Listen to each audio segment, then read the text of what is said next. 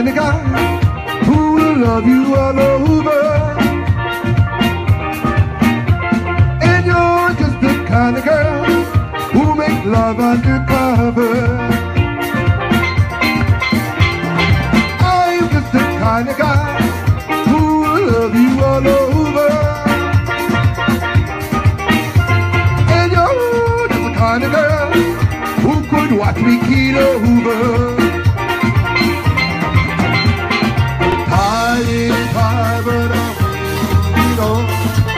I wanna be your number one. The tide is high, but I'm holding on. I wanna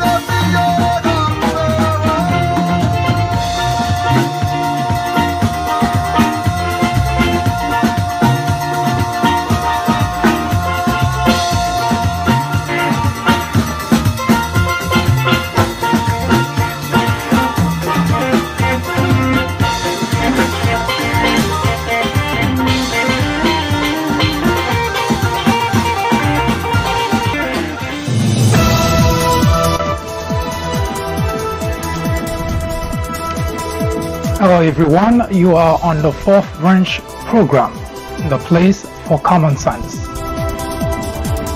Today we have a very important program.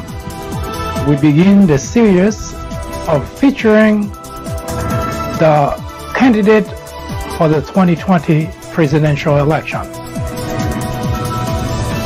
We will also take a look at why there is a record deficit in the Republican Party. We will also touch on your health in 2020.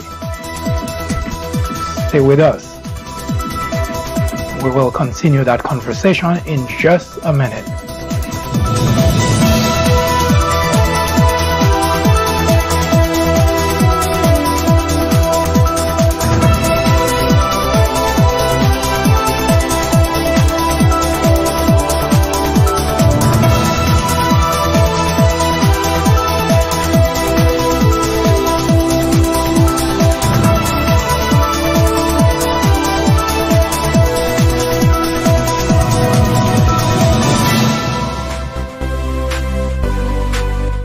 I am MD, host of the Fourth Branch program, inviting you to join me every Saturday at 10:30 a.m.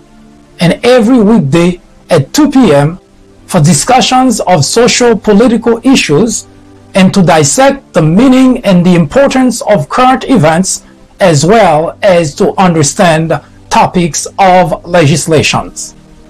The Fourth Branch Project is not associated with any political party, and we at the Fourth Branch do not have any political agenda or aspiration.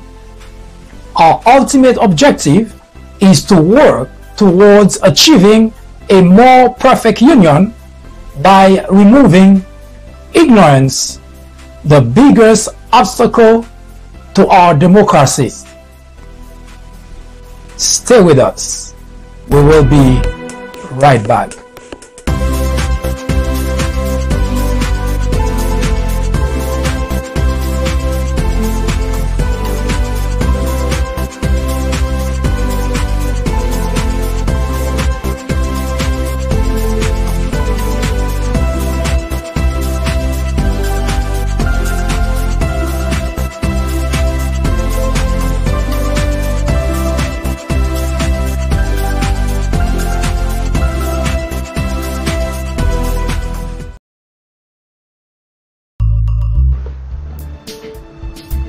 It is impossible to imagine the state of chaos, the state of turmoil in the United States of America. For the past 2 years, the idea of discussing what's good for the country was completely useless. On the one hand, you have Republicans, those who voted for Donald Trump, supporting him at all costs, regardless of what he does, regardless of what he says. On the Democrat side,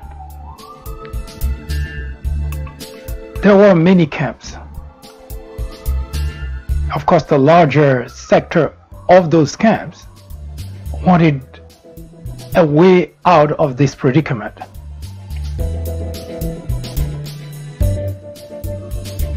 In a civilized society, now, rather than talking about civilized society, let's take the main aspect of our system of government. Our system of government provides a way out of this particular predicament we're in. While the system provides ways to respect voters' wills, that's why Donald Trump is president of the United States today. but it also provides a way to rein in on any executive branch running amok. There is not a single logical individual in the United States who would deny the fact that, well, the country is on the wrong path, morally, ethically.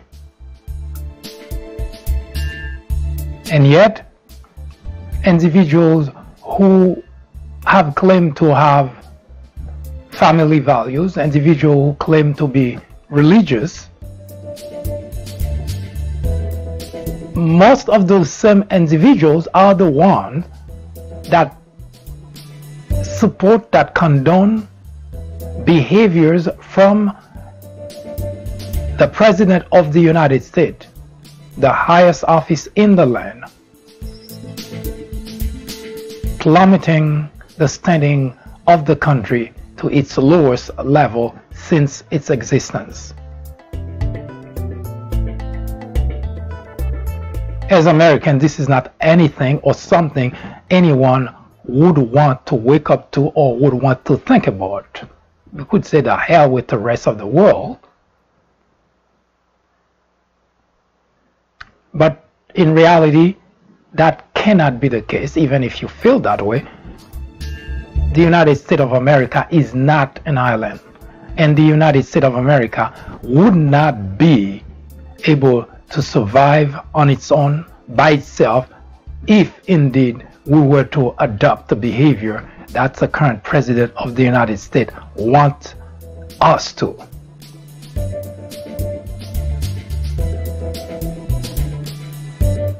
And we can say, since the ascension of Donald Trump to the presidency, maybe the only reason other countries in the world continue to collaborate with the United States is because, well, just like the Democrat, they hope and expect there is an end to this problem.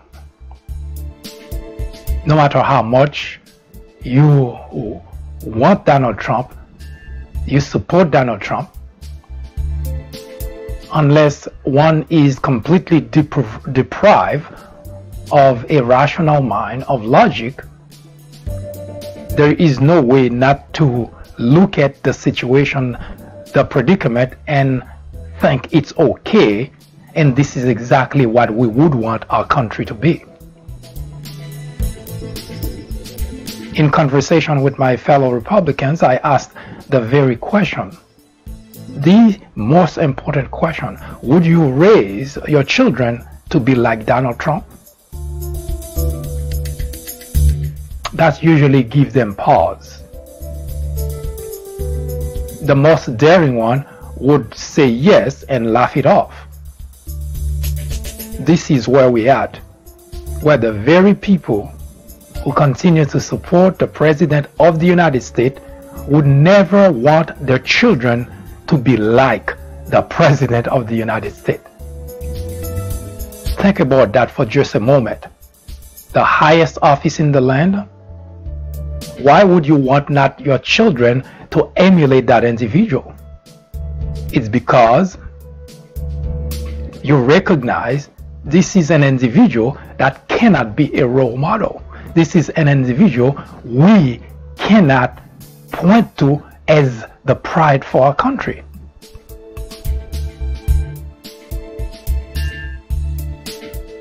But what makes the situation even more troubling is the fact that Republican legislators, yes, we're talking about those individuals in Washington such as Mitch McConnell, former Paul Ryan, Jim Jordan, Mark Meadows, you know, the whole gang.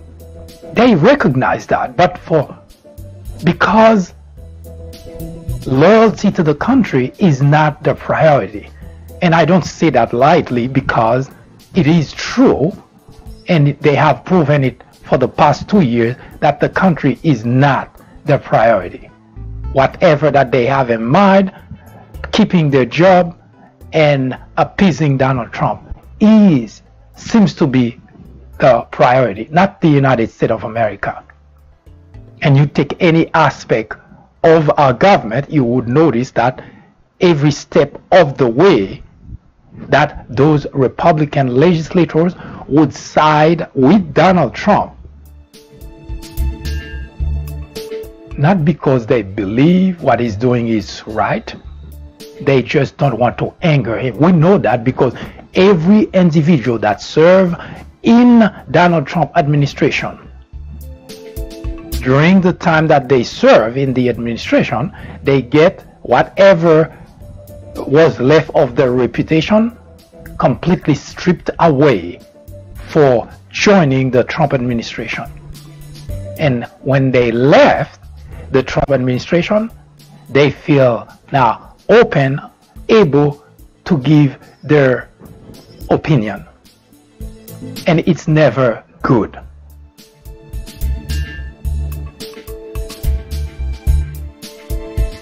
Just recently, a book which will be shortly put out, you will notice that even former Speaker Paul Ryan did not want Donald Trump to become president. He tried to talk Republicans out of that particular situation. It was October of 2016, just 1 month before the actual vote. Paul Ryan, was on the phone with other Republican leaders trying to figure out a way to prevent Donald Trump from becoming president of the United States. That's the predicament that country has been for 2 years. And yet, if you watch the news, if you listen to those same individuals going to Fox defending Donald Trump, you would think that they all on board.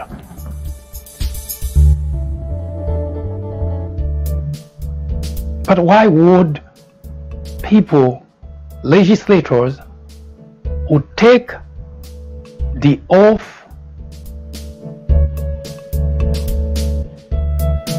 to uphold the Constitution of the United States, why would they not hold Donald Trump accountable and work to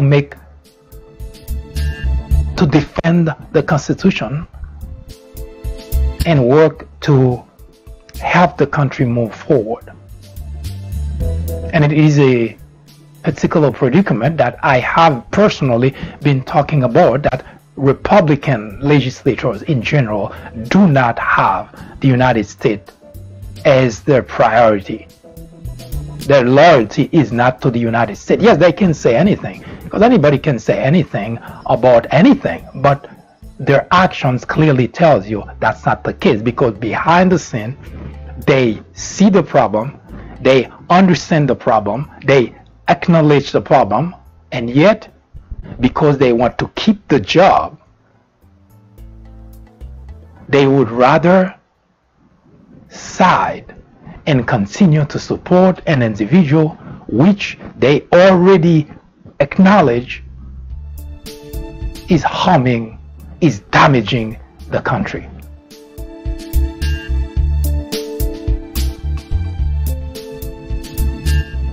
Now, you may like the idea that your Republican legislators are doing that. Unfortunately, to the detriment of the country, to the detriment of future generations. Politics is not a bad thing. It's those people in politics, those individuals who seem to completely reject the very reason they get into politics. Those are the individuals that make what's going on in the country so much worse. Because I don't believe any individual who decide at some point in his or her life to go into public office, to become a public servant, had in his mind that, or her mind, that he or she is going to do bad things. Most individuals, I would say probably 99% of those individuals, they go into politics, they become public servant because they, at some point, they saw a need, they saw a way to improve something in the country, and they decided, I am going to change that.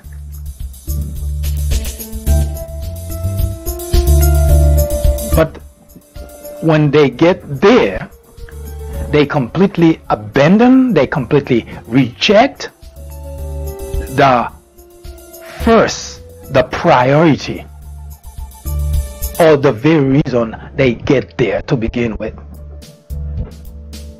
As such, today we are witnessing a political party, the Republican Party, completely deprived of leadership. There is a record deficit of leaders in the Republican Party. Paul Ryan was there for 2 years. He refused to speak. He refused to go against what the president was doing that's damaging to the country. In fact, most of what he said publicly was in support of the president, when in fact he acknowledged that the president of the United States, the current president of the United States, is not good for the country. Now, because when you have leaders who have abandoned their job, who have misplaced their loyalty, then you cannot have constituent who would know any better, because the constituent look up to their leaders for guidance. And what do we have? We don't have another way to point to those individuals such as Paul Ryan, Mitch McConnell, Lindsey Graham, those people. We call them Republican leaders. But in reality, they are no leaders because they're not leading. All they're doing is echoing what the President of the United States does or says. As such, the 2020 presidential election cannot just be another election. You cannot look at it.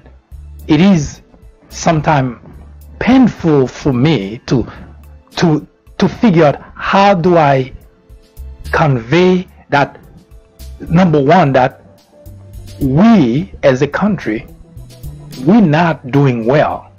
Yes, you may have money in your pocket, and you may see that as the ultimate in your decision making, because as far as anything else, it just doesn't matter.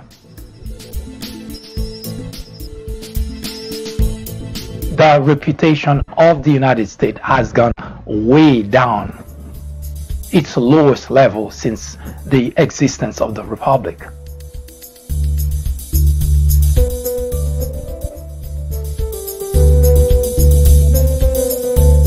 So having Republican leaders who completely relinquish their duty, first, to uphold the Constitution of the United States, and second, to hold the executive branch accountable, put the Republican Party in a situation where no one in the Republican Party can claim having family values, having core values, having any ethic or any religious values, because all of that is thrown away. All those things that Republicans used to come and claim that they have we watching, we witnessing that they have thrown all that away and support an individual whom they would not even consider as a role model for their children. There is a misplace here. If you find that individual unfit to be a role model for your children, how do you justify that individual as President of the United States? As such, today we introduce to you the road to 2020. We are going to talk about this gentleman, Andrew Yang. He is one of the candidates vying for the Democrat nomination. We have not yet had even the first debate. It feels almost as if the race has already started. There's been a crisscrossing of the country by those various candidates trying to make their case to you. And today we begin with Andrew Yang. And he is probably the youngest or one of the youngest candidates vying for the nomination of the Democrat Party. But in terms of experience in politics, he is the youngest candidate. When we return after an announcement, we will take a closer look at Andrew Yang. What does he have to offer? And should we pay attention? We'll be right back.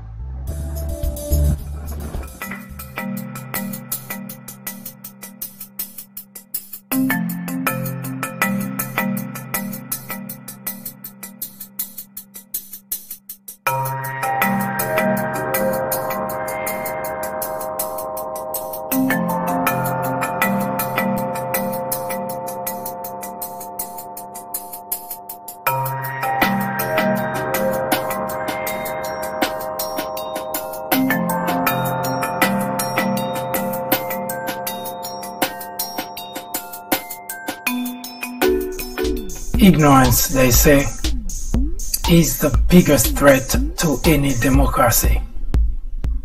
Indeed, it is.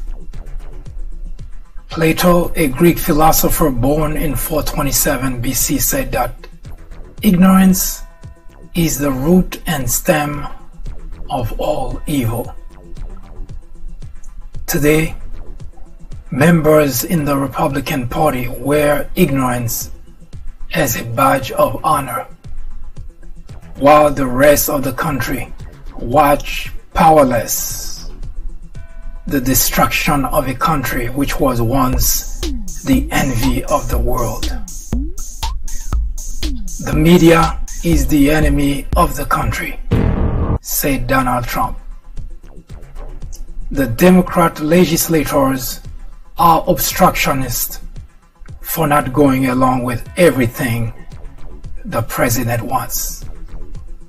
The Department of Justice is biased for investigating corruption in the Trump administration.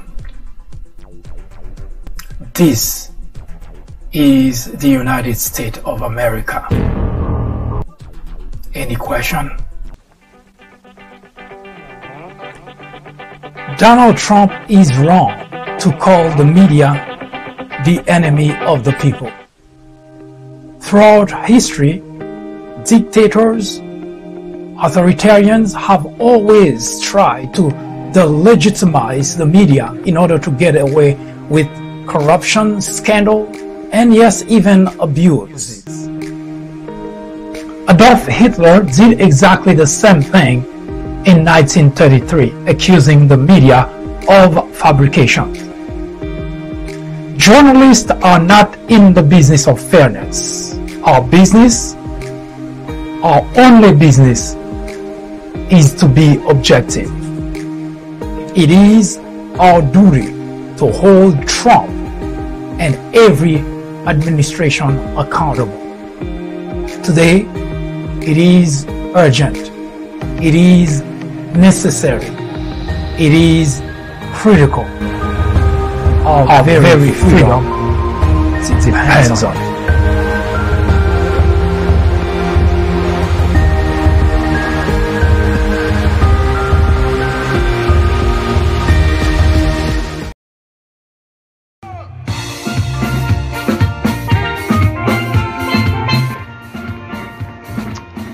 Andrew Young.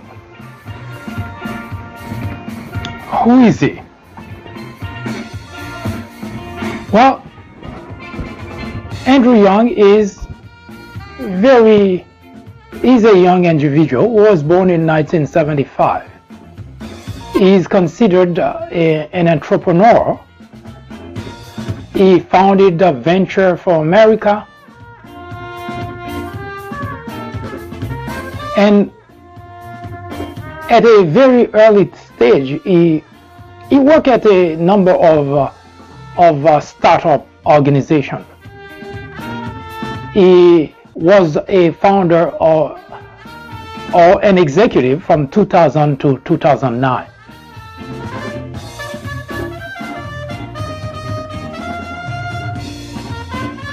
He did manage to create the Venture for America in around that same time, and in 2012 I believe he was selected by the Obama administration as a champion of change. And in 2015, just a year before Obama exited the Oval Office, he was awarded the post of Presidential Ambassador for Global Entrepreneurship.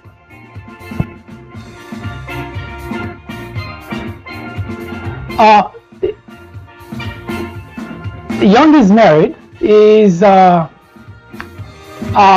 was born in New York. He currently lives in Manhattan. His wife, Evelyn,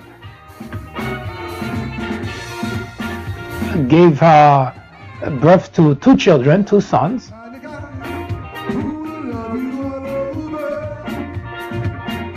Now, Andrew Young does not have much political experience. Now, he may have dabbled on around the ideas that he has in his mind as a business person.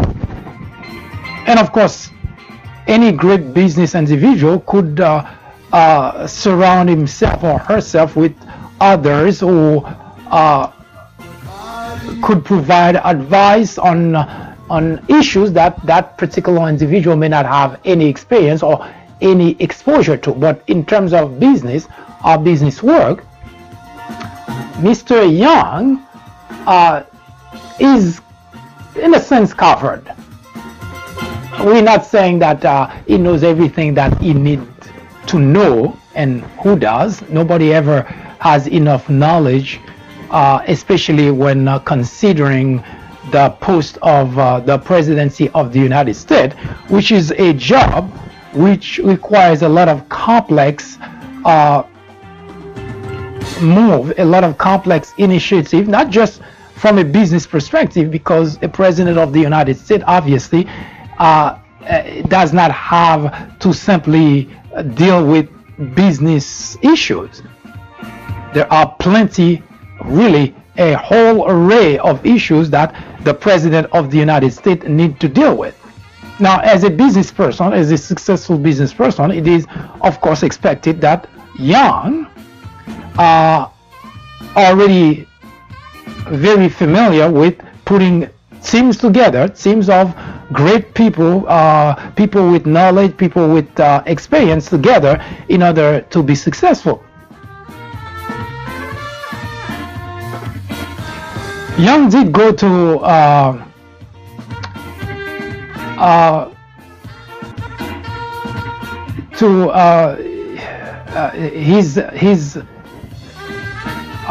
to Brown University. He went there to get a Bachelor of Arts in economics, and after that he attended Columbia Law School, where he received rather a Juris Doctor degree.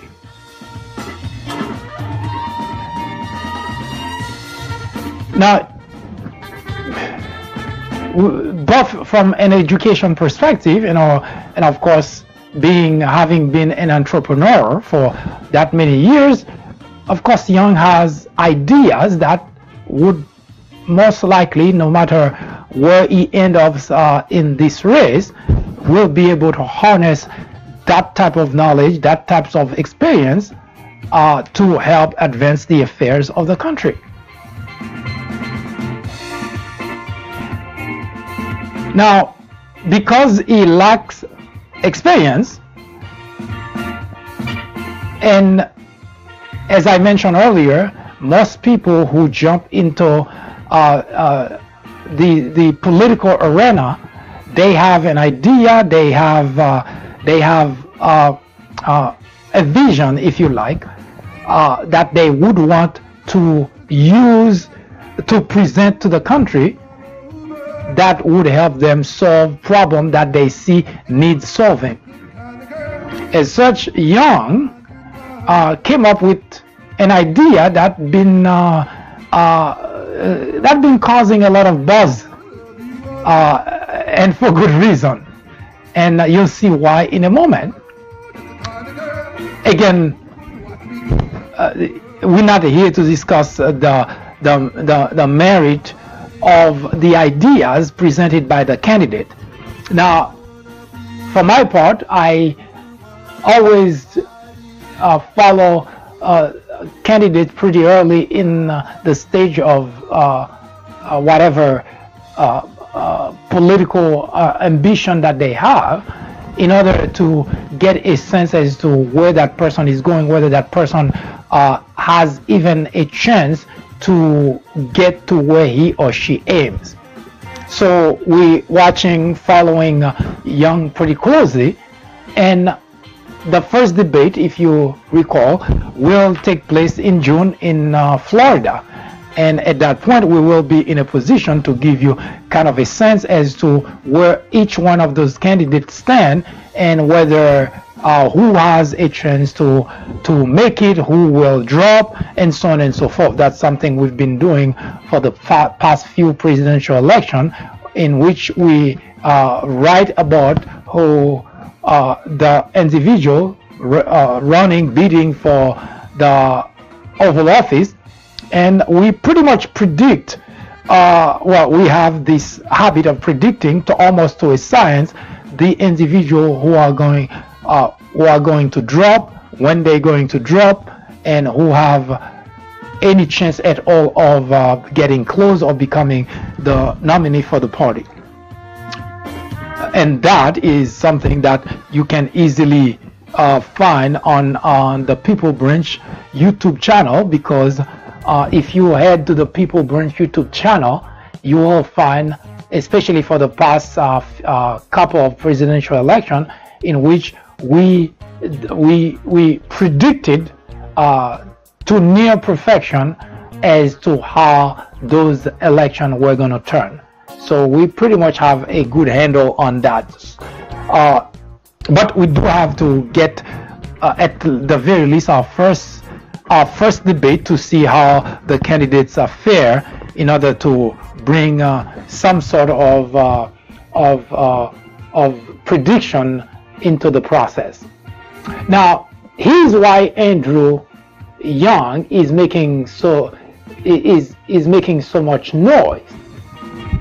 As I mentioned, he's a baby in politics. In fact, according to most record, it looks like he doesn't even have a good year in experience in politics. He was not a politician. But obviously since 2018, I believe, if I'm not mistaken, that he was the first one to declare his candidacy for the presidency of the United States. So if you want to consider the time that he did that as the beginning of his experience in politics, you would have said that he barely has 1 year of experience in politics. Now, here's his great idea, and that has caused a lot of buzz, especially on the Republican side. Now, and the reason it does, it's not because they like it so much, but rather they see it as an opportunity for them to call Democrat socialists. Now, which brings me to this discussion that Republicans in general, for the past few decades, have resorted to simply go against something but not having much to offer. And we start hearing this noise that the Republican Party, Republican leaders, Republican mouthpiece, Republican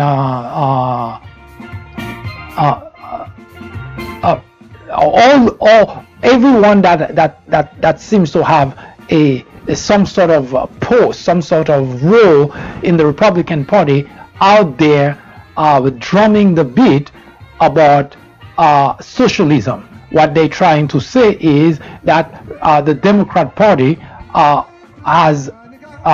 seems to be moving toward a socialist type of government. Now, I already talked to you about that. Our system of government does not in any way, shape, or form make it even remotely possible for socialism to take roots in the United States. But for the simple reason that usually Republicans do not have much to offer, do not have an alternative, what they use as a way to win anything is to scare their constituent away from words that they do not define, which happen to be quote unquote scary, and by saying that they sure will do a great job enough that they can win election after election without having to do anything for the constituent, without having to offer anything to the constituent.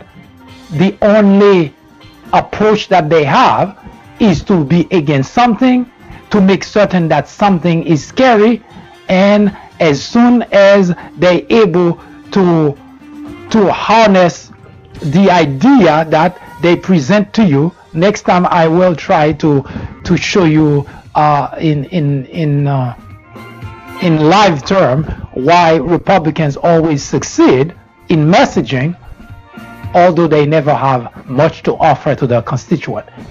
That aside,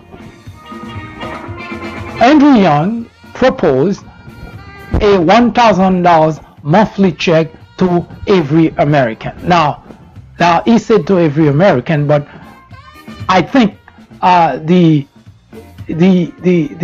idea is lost in the explanation, because if you watch Fox, you watch anybody on the Republican side, the message itself is distorted, but there is also an underlying problem in the fact that he mentioned it, he tried to explain and justify it, but without really providing enough detail to that kind of program. Now, let's take a stab rather at that idea that Andrew Young proposed. Now, if you go to his website, I believe it's young2020.com, the idea that Andrew has is this: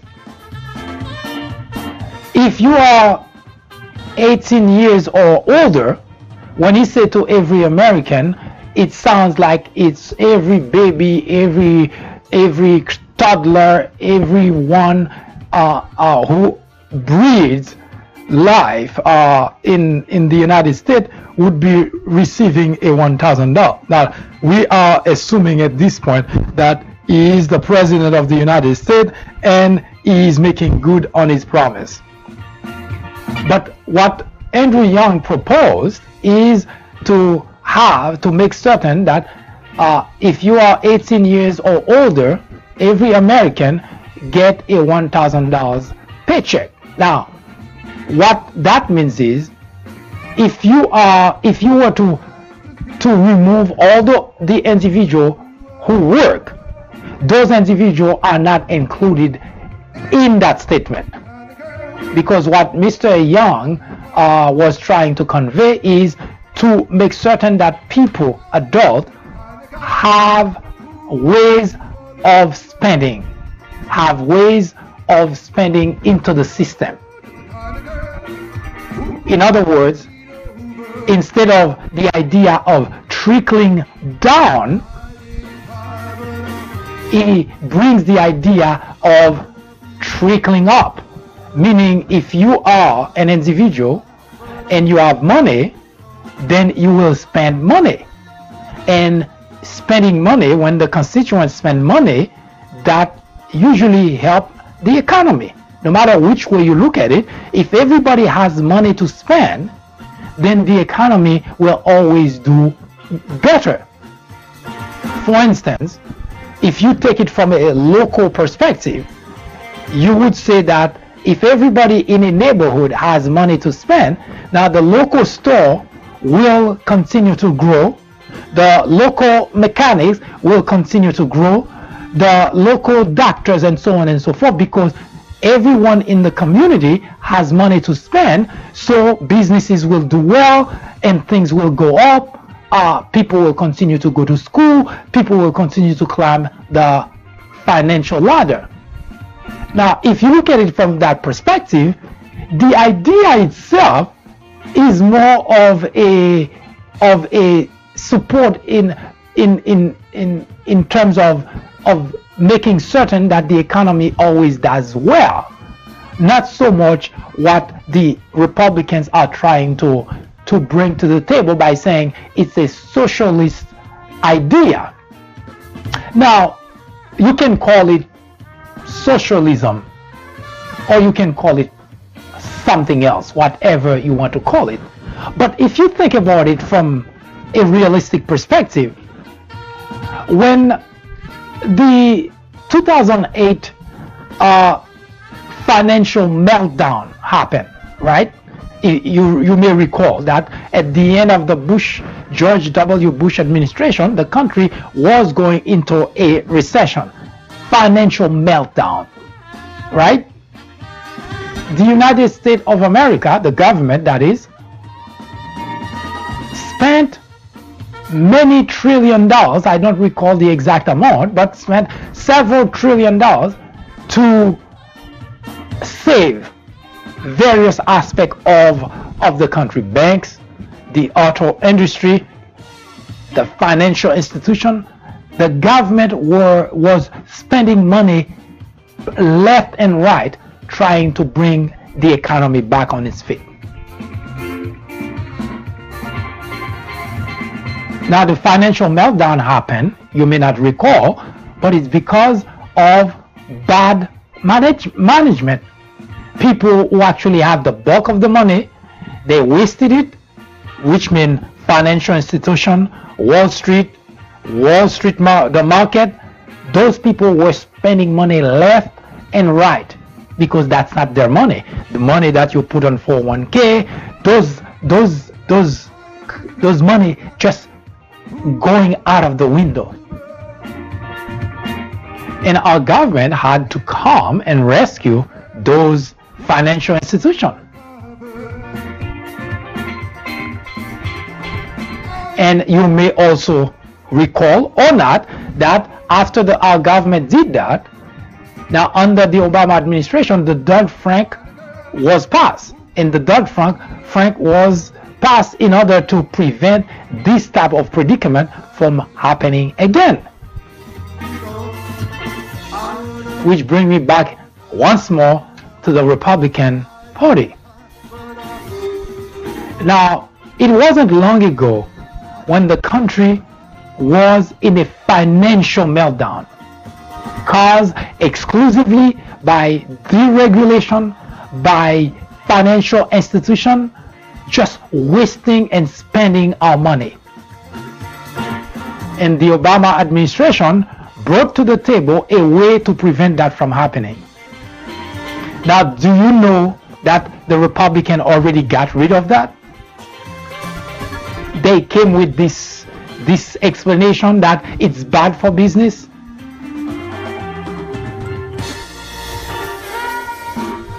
Now think about it for a moment. Every step of the way in the existence of the United States, Republicans have always worked against the constituent. Of course, they have an explanation for you and you buy into it and you think it's okay. They always work against the constituent. No matter what they do, always detrimental to the constituent. Deregulation happened before.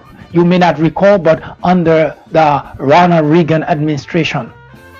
And Republicans always love talking about the regulation because it's good for business. And yet, time and again, the country suffers because of that. Because the business people, once they have deregulation, they abuse it, and what we get as a country is always a financial meltdown. And who pays the price? You, the constituent.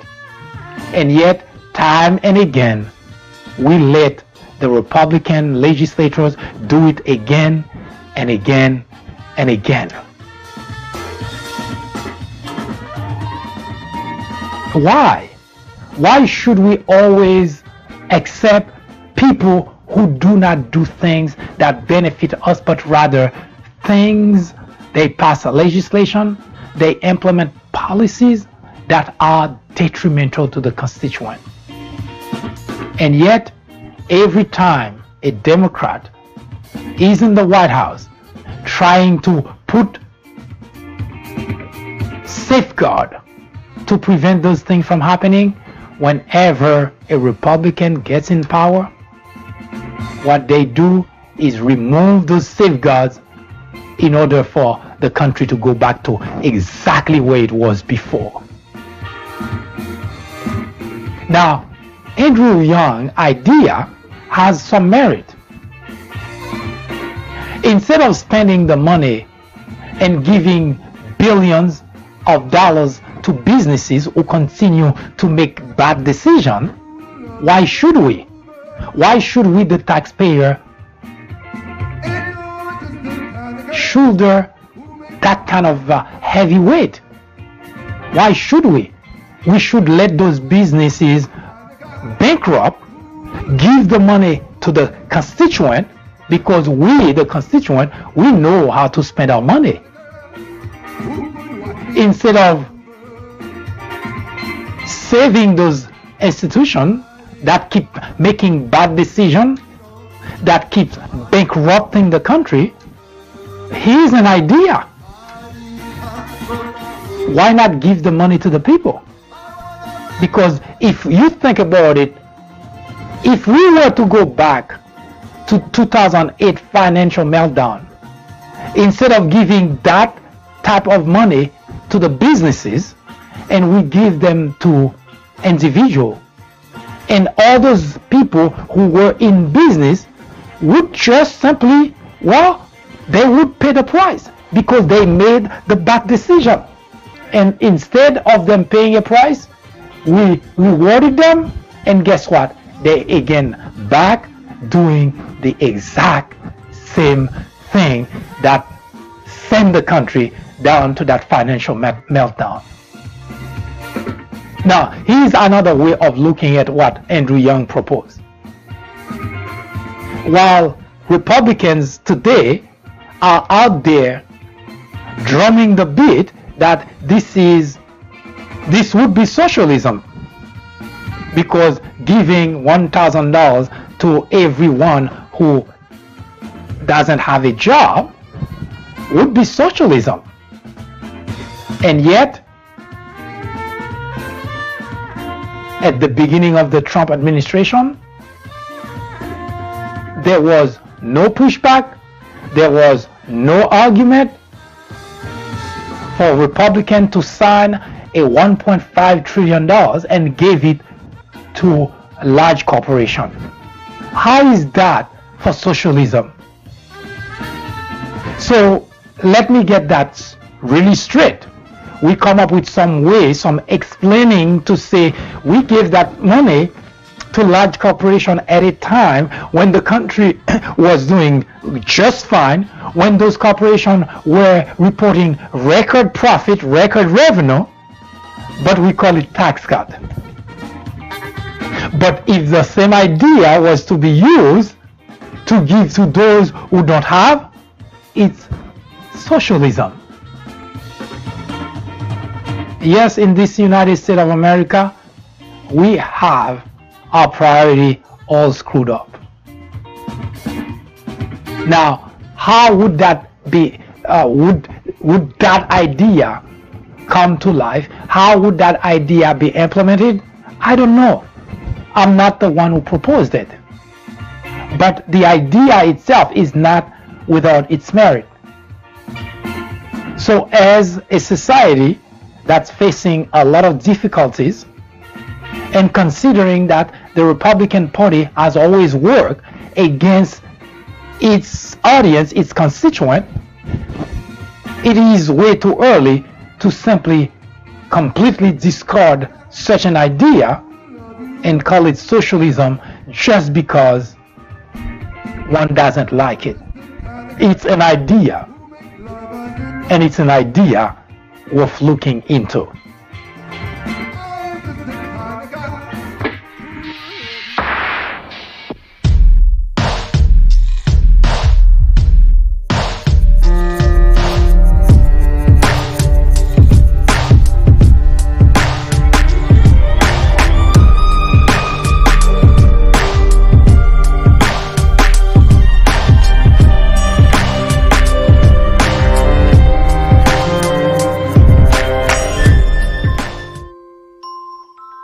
After reading several books based on presidents and on Obama specifically, I found that they're typically partisan. The Obama legacy targets the heart of the issue by giving credit to the president where it's due, but definitely coming down hard on Obama on his bigger failures, like his handling of the Syrian crisis. If you are in college, going to college, you are an educator, a faculty member, or someone with interest in government or politics, The Obama Legacy is definitely a book to read. My professor recommended The Obama Legacy. A friend actually recommended The Obama Legacy. I would highly recommend this book for anyone, whether for academic use or leisure reading. I would recommend this book to anyone out there searching for an impartial and unbiased look into Barack Obama's tenure as president. I would definitely recommend this book as a good read for both liberals and conservatives.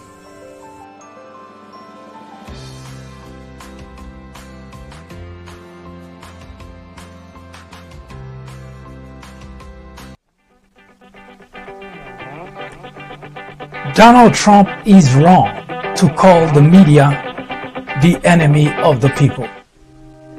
Throughout history, dictators, authoritarians have always tried to delegitimize the media in order to get away with corruption, scandal, and yes, even abuse. Adolf Hitler did exactly the same thing in 1933, accusing the media of fabrication. Journalists are not in the business of fairness. Our only business, is to be objective. It is our duty to hold Trump and every administration accountable. Today, it is urgent. It is necessary.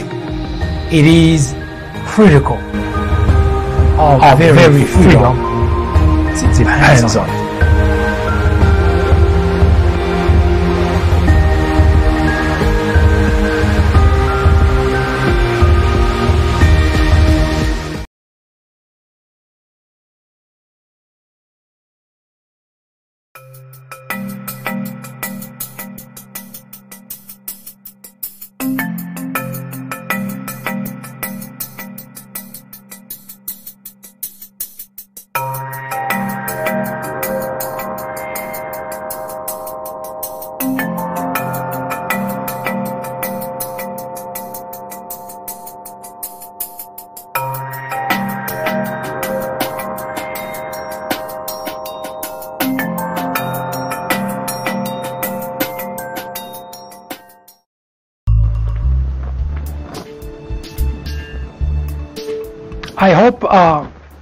this presentation was of some use to you. In the next few weeks, we will continue to present to you candidates who vie for the Oval Office. There is going to be a lot of noise. In fact, there is already a lot of noise. At times, it's impossible to sift through all this mumbo jumbo. Every candidate coming to you and tell you what they have in mind, how they're going to change your life. And sometimes you are completely confused and undecided. We at the Fourth Branch, we're here to sift through this noise, and there is going to be a lot, and present to you the facts, historical facts most of the time, in order for you to be able to make decision, not just because someone tells you they're going to do something, but you can take a look at the past and see what they do. I have been very critical of the Republican Party for good reason. We think politics is good for the country, or any country for that matter, because it's through politics that we have discussion, debates. Yes, we can have disagreement as well, because that's the whole point of politics, that you may have an idea, and in Congress you have 435 members who may have, well, different ideas or different ways of looking at a problem. So politics is not a bad thing. It is the people in politics, those who have completely relinquished their duty, and those who have abandoned the reason for which they got into politics. Those are the people. And so at this point, for the past 2 years, we've seen the Republican Party as a whole being that party. And we know that because they proved it every single day. Publicly, they pretend to be a certain way, but behind the scene, they up in arms saying that things are bad. Why would you be a leader if you cannot lead? Why would you be in this post if you don't want to take the job seriously? Because the harm being done to the country is not just for this generation.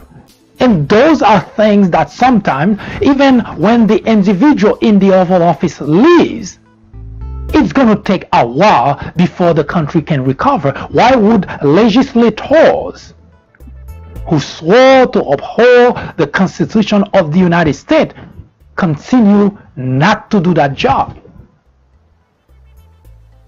or refuse to do the job, and as such become accomplices in what's happening to the country?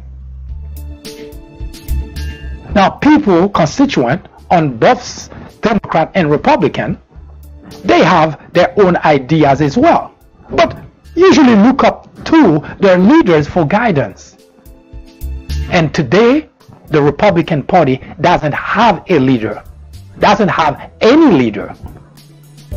They have an individual in the Oval Office who does things that harms the country, that destroy our institution, and we have members of the Republican Party in the legislative body that simply shrug it off. But much worse, some even go out of the way to help continue the damages that are being done to the country. Now, you don't have to take my words for it, because, well, you could see me, as many have, it's a damn liberal talking. Or you can look at the facts, you can look at historical facts and find out that it has been that way for many decades now. So Donald Trump has exacerbated the situation, but the Republican Party has been going down that path for a very long time. In fact, in 2014, I wrote a number of articles which pointed to that. pointed to exactly that the Republican Party have completely abandoned their core values, whatever that they thought that they had. As far as values, it's just now expression that they use because it makes them feel good. But none of those things apply anymore to Republican Party. You cannot call yourself Christian because obviously Christians supposed to abide by biblical value, by Christian values, and yet all the individuals, especially the leaders who are supposed to lead the disciple, they have also abandoned biblical principle because what benefits them is a friendship with a president who could not care less about the Bible, who could not care less about religious activities or religious mind. But those religious leaders, they threw away all religious principles and give accolade to the President of the United States, and they go back on the pulpit, try and convince their disciple this is the best thing to do. There is no religious principle anymore, no Christian principle. There is no financial, there is no fiscally conservative people in the Republican Party. That's only an expression that they use because it just makes them feel good. Look at the past two Republican administrations and see for yourself if they can claim any such thing as fiscally conservative. Now look at what happened during the Trump administration. On his second month in office, the Republican Party presented a $1.5 trillion package for him to sign to add to the national debt. There is no fiscally conservative anymore. This is just words. There is no core values, no principles, no ethic, no morality. Look at what we have today. There is no such thing. Republicans Party. Yes, you could put it on a website. You could say that you have it, but your actions, the actions of the Republicans, do not match what they claim to be. Now, that's not something that's been happening today, as I mentioned. It's something that's been happening for quite some time. In 1933, for instance, when there was the Great Depression, FDR came up with the New Deal. It was a way to get the country out of recession, out of the Great Depression. And it brought forth a number of programs that would help do that. If you guess that the Republicans were against that, well, you are a psychic. Yes, they were against it. Now, if you know a little bit of history, or you care to know a little bit of history, FDR is one of the greatest presidents that managed to help the country get out of that very predicament I just mentioned, the Great Depression.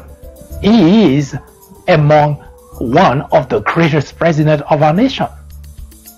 But at the time that he presented a package to help the constituent, to help move the country forward, to help move the country out of recession, guess which side the Republican took? The side that would be detrimental to the country, that would be detrimental to the constituent.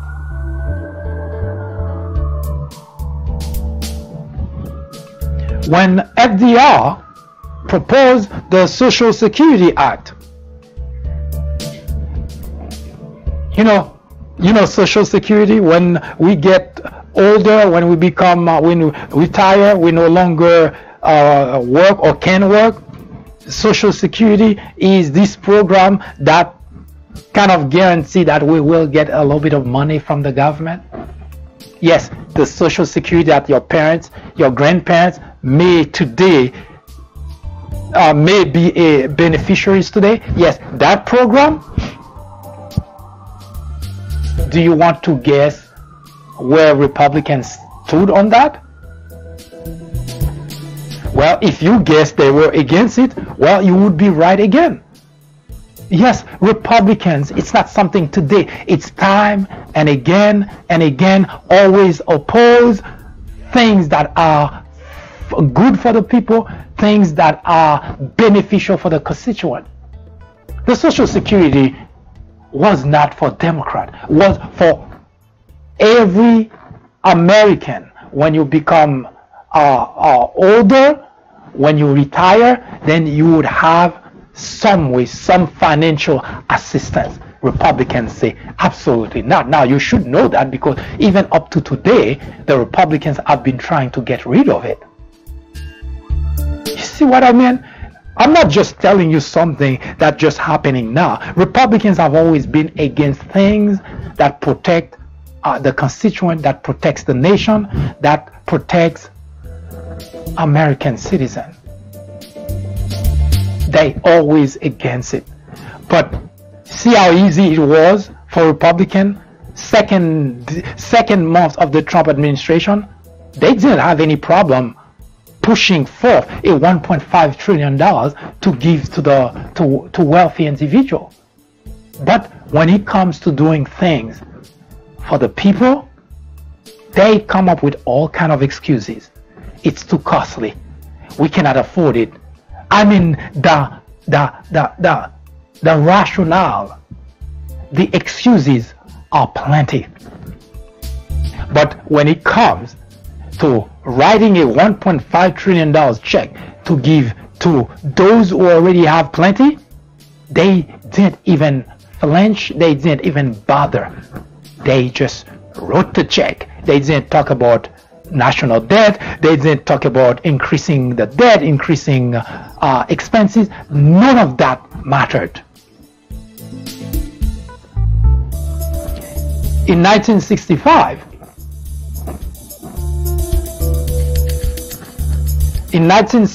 when Lyndon Johnson proposed the Medicare Act, remember that? Medicare? Well, Medicare is for people who are retired, people who are old, and now there are a bunch of other illnesses that people may find themselves suffering of, that also fall under that now. But when it was first proposed by Lyndon Johnson, it was exclusively for older people. So FDR introduced the New Deal, and Social Security was part of that.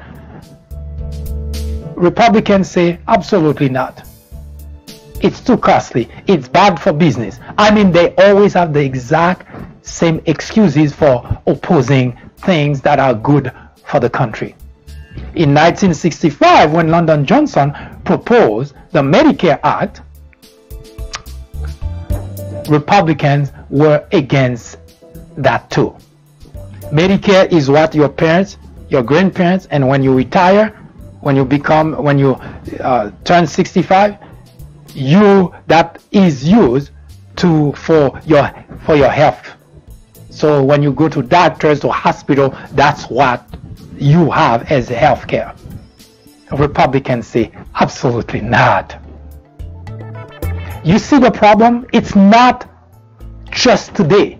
Now, to me, it was no surprise that Obamacare got so much opposition from the Republicans, because they are very used. That's what they do. Things that benefit people, things that benefit constituents, the Republican Party will always oppose that.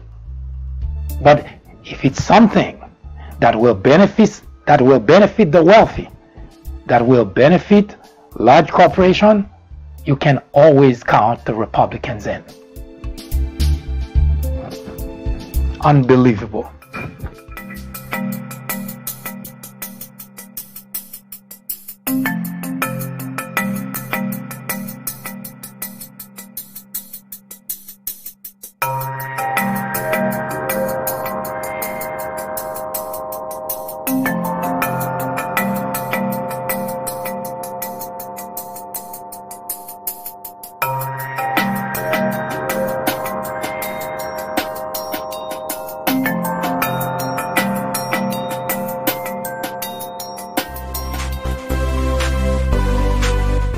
I am MD, host of the Fourth Branch program, inviting you to join me every Saturday at 10:30 a.m.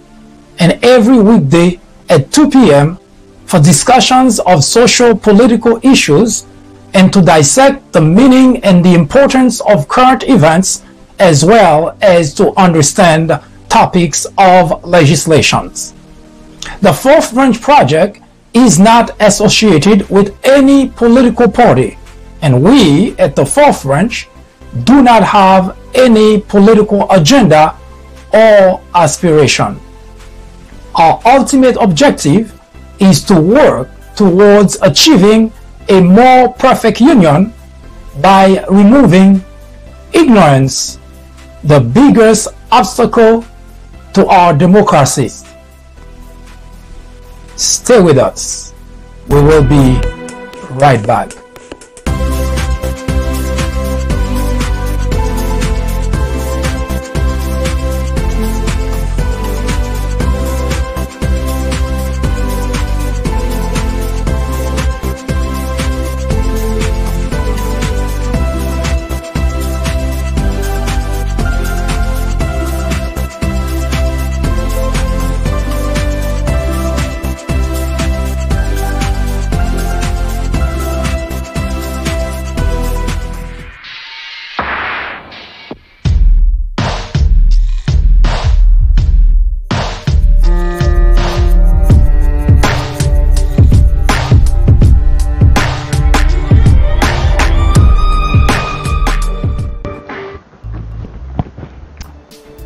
I hope those little bits and pieces of information